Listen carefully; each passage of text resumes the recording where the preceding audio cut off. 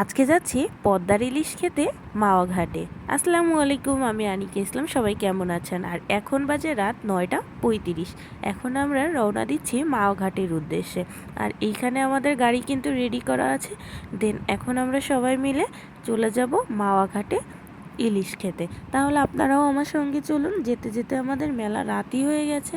রাস্তায় প্রায়ও আমাদের পৌঁছাতে রাত 11টা 11:30 বেজে গিয়েছিল।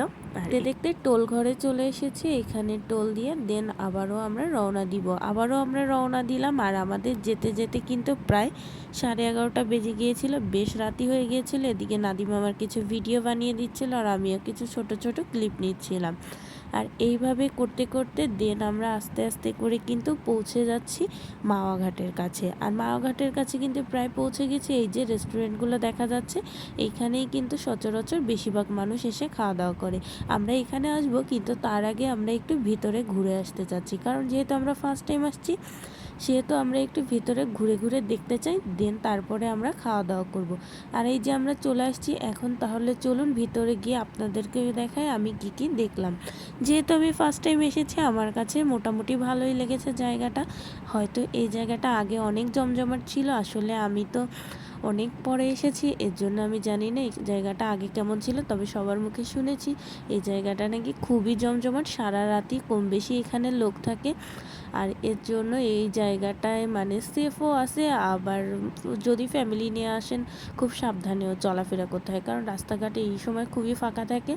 আর এখানে দেখুন কাঁকড়া আছে, অক্টোপাস, চিংড়ি মাছ। তারপরে এখানে কাঁকড়া খাবো আমরা, এর জন্য কাঁকড়া দেখতেছিলাম। দেন তারপরে এখানে দেখলাম অনেকগুলো দোকান আছে, একটু মার্কেট টাইপের মতো। মাটির জিনিসগুলো আমার কাছে বেশ ভালো লেগেছে, তাই একটু ঘুরে ঘুরে দেখছিলাম আর আপনাদেরকেও একটু দেখানোর চেষ্টা করতেছিলাম। বেশ ভালোই লেগেছে। এখানে বেতের তৈরি অনেক জিনিস আছে আর শামুকগুলো তো বেশ ভালো। আর এইখানে এই দোকানটাতে অনেক সুন্দর সুন্দর জিনিস ছিল, যেগুলো আমার খুব ভালো লেগেছে। তাই এদিকে কিন্তু আমার পেছন পেছন আমার হাজব্যান্ড মানে নাদিম, সে কিন্তু ভিডিও বানাচ্ছিল। আমাকে বললো আজকে আমি সব ভিডিও করে দিব। আমি বললাম ওকে, তাহলে তুমি আমার ভিডিও বানা। আর ভিডিও করতে করতে দেন আমাদের একটু মালাই চা খেতে মন চাইলো, তাই আমরা চলে আসলাম নদীর ঘাটে বসে মালাই চা খেতে।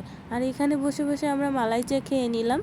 মালাই চার উপরে সুন্দর করে আমাদের প্রত্যেকের নামের অক্ষর লিখে দিয়েছিল। এই জিনিসটা আমার কাছে বেশ ইউনিক লেগেছে, আমার কাছে ভালোই লেগেছে। জানি না আপনাদের কাছে কেমন লাগে।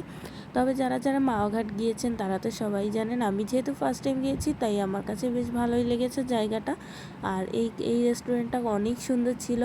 এই রেস্টুরেন্টটা আমার কাছে ভালোই লেগেছে, খুব সুন্দর করে ডেকোরেশন করেছিল। আর এখান থেকে খেলাধুলার আইটেমের তো শেষ নাই, গেমস আইটেম অনেক কিছু ছিল, বাচ্চাদের বলুন বড়দের বলুন সব ধরনের গেমস আইটেম এখানে ছিল।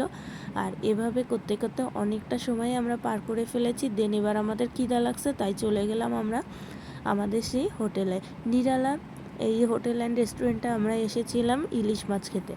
রেস্টুরেন্টের ভিউটা আমার কাছে মোটামুটি ভালোই লেগেছে। এখানে অনেক পদের চাটনি আইটেম ছিল। আর এইখানে রেস্টুরেন্টটার ভিতরটাও আমার কাছে বেশ ভালো লেগেছে। নাদিবার আমি অনেক মজা করতেছিলাম। আর এইখানে ইলিশ মাছ দেখতেছিলাম, কোনটা আমরা খাবো সেটা সিলেক্ট করতেছিলাম। এইখানে আমরা যেটা বলবো আপনারা তো সবাই জানেন, সেইটা সাথে সাথে রান্না করে দেয়।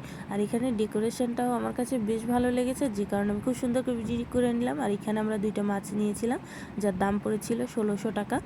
আর এইখানের এই ভিউটা তো আমার কাছে আরও বেশি ভালো লেগেছে। এইখানে কিন্তু আমাদের মাছ কাটা হচ্ছে, দেন তারপরে মাছ রান্না করা হবে আর আমাদের খেতে দিবে।